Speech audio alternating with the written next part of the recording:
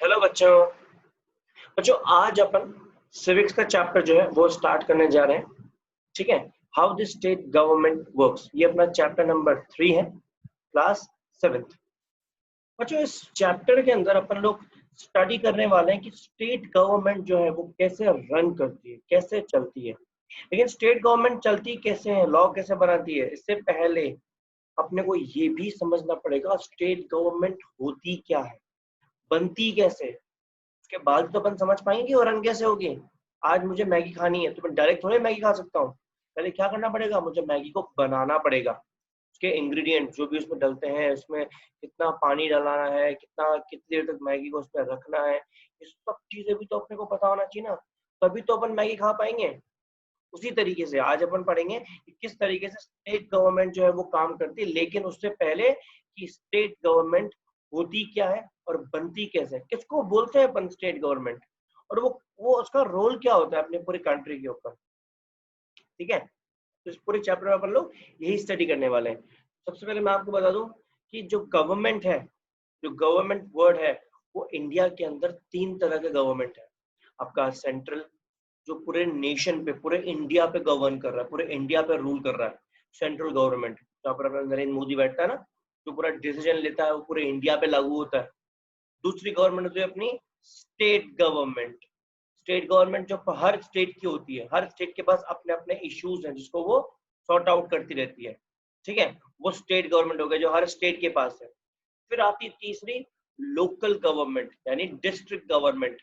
State के अंदर जितने भी डिस्ट्रिक्ट्स हैं, हर डिस्ट्रिक्ट पे अपना अपना खुद का एक गवर्नमेंट का लेवल है। ठीक है, 3 तरह के level, central, state and local. Local को डिस्ट्रिक्ट भी बोलते हैं। ठीक है, लेकिन अपन तीनों में से कौन सा पढ़ने वाले हैं, स्टेट गवर्नमेंट, मिडिल वाला, जो पूरे स्टेट पे रूल करता है। तो बच्चों स्टेट गवर्नमेंट बनती कैसे है, उसके बारे में अपन पहले पढ़ लेते हैं कि जो अपने सेंट्रल गवर्नमेंट होती है, ठीक है, सेंट्रल गवर्नमेंट होती है, उसके अंदर अपने एमएलए बैठते हैं। एमएलए मतलब members of the legislative assembly. ठीक है, वो बैठते हैं। वो वहां क्यों बैठते हैं, क्योंकि अपन लोगों ने उनको वोट देके जिताया है, अपन ने उनको इलेक्ट किया है, सिलेक्ट किया है। ठीक है, अब मान लो कि पार्लियामेंट बन गई, पार्लियामेंट के अंदर लोग बैठे हुए, कौन बैठेगा, मैंने जिसको वोट दिया, जो जीता वो वहां जाके बैठेगा। तो वो कौन हो जाएंगे, एमएलए। अपन लोग उसको इलेक्ट कर रहे हैं। ठीक है, अब जिस जगह का वो इलेक्ट कर रहा है, उस जगह की हेडेक सारी उसकी हो जाएगी।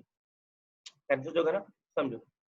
मान के चलो कि अपना जैसे गुजरात है, ठीक है, गुजरात का खुद का ही लेजिस्लेटिव असेंबली है, खुद की स्टेट गवर्नमेंट है ना, तो खुद का ही लेजिस्लेटिव असेंबली। तो अपन लोग क्या कर रहे हैं, अपने स्टेट में जो वोटिंग्स होंगे, जिसको अपन जिताएंगे, ठीक है, वो क्या बन जाएगा, एमएलए।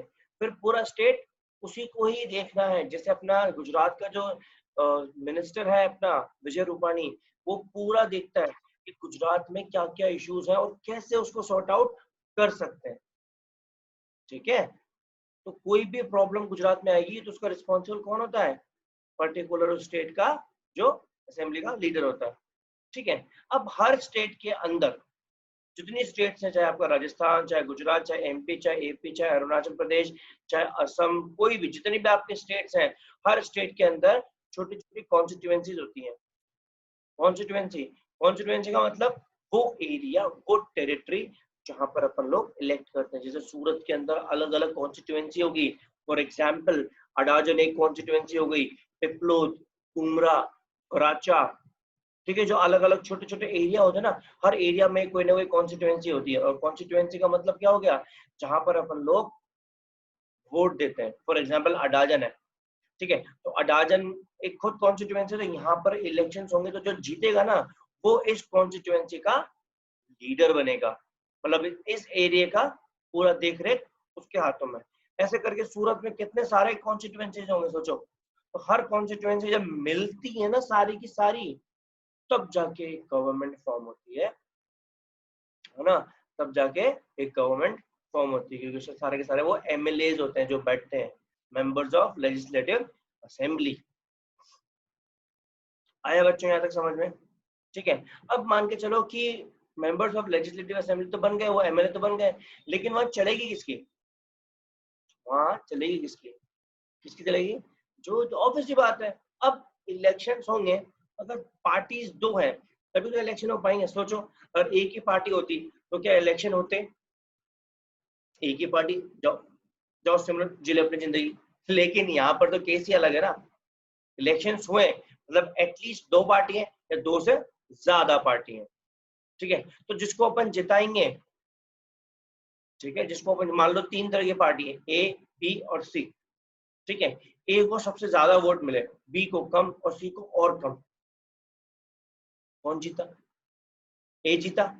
तो वही जिसकी जिसके पास मेजोरिटी ऑफ वोट्स होंगे ना, वही पार्टी रूल करती है, वही पार्टी अपने डिसीजंस अपने ऊपर इम्पोज करती है।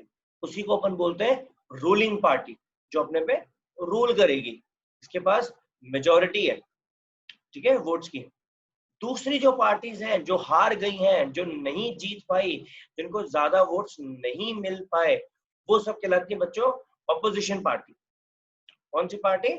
Opposition party. मतलब जो पार्टी जीती है उसको बोलेंगे रूलिंग पार्टी, और जो पार्टी हार गई है उसको बोलेंगे ऑपोजिशन पार्टी। ऑपोजिशन पार्टी का काम ही ये होता है कि जो रूलिंग पार्टी जो भी रूल्स रेगुलेशंस या डिसीजंस निकाले उसको वो क्रिटिसाइज करे।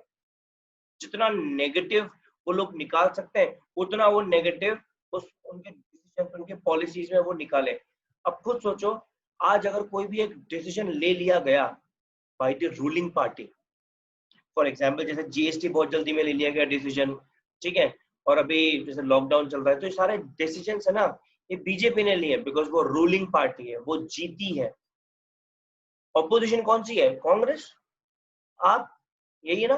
तो कांग्रेस क्या करती है? सोचो, जब भी कोई नरेंद्र मोदी डिसीजन लेता है, उस डिसीजन को अपोज तो करती है, उसके अगेंस्ट में तो बात करती है, फेवर में थोड़ी बात करते हैं कि नहीं नरेंद्र मोदी ने ऐसा बोला तो हम तो ऐसा करेंगे। हाँ, एकदम अलग कि नरेंद्र मोदी ने ये गलत बोला है, लोगों का इससे वेलफेयर नहीं हो रहा है, सोसाइटी का इससे वेलफेयर नहीं हो रहा है, इस तरह की बातें क्या करते हैं? ऑपोजिशन पार्टी करते हैं। अब इससे फायदा भी होता है बच्चों, कैसे? मान लो कोई एक रूल निकाल दिया, उस रूल के अंदर जितने भी फ्लॉज हैं, मतलब जितने भी नेगेटिविटीज हैं, वो सारे के सारे अगर ऑपोजिशन पार्टी निकाल लेगी तो ऑटोमेटिक रूलिंग पार्टी उसको ठीक करेगी, और उसको ठीक करेगी तो बेनिफिट किसका होगा? अल्टीमेट अपन लोगों का। तो कहीं ना कहीं ऑपोजिशन पार्टी का भी बहुत इंपॉर्टेंट रोल है। अगर वो नेगेटिव पॉइंट्स नहीं निकालेगी उस डिसीजन में, उस रूल्स में, तो पता ही नहीं पड़ेगा कि उसमें गलती क्या हुई है। गलती पता होना बहुत जरूरी है ना बच्चों। तो इस तरीके से रूलिंग पार्टी और अपोजिशन पार्टी दोनों मिलके काम करते हैं, लेकिन होते एक दूसरे के अगेंस्ट है, ठीक है, कभी साथ में नहीं आएंगे, लेकिन एक दूसरे की गलतियां जो है वो निकालते हैं ताकि उन गलतियों से डिसीजन बदले जा सके और अपन लोगों का वेलफेयर हो सके। ठीक है बच्चों, आया अच्छे समझ में, है ना। जैसे ये आपको ध्यान रखना है कि the government that works at the state level is called the state government. MLAs are elected by the people. These MLAs belong to different parties. The political party that has majority is called the ruling party, and all other parties are called the opposition party. आया बच्चों समझ में?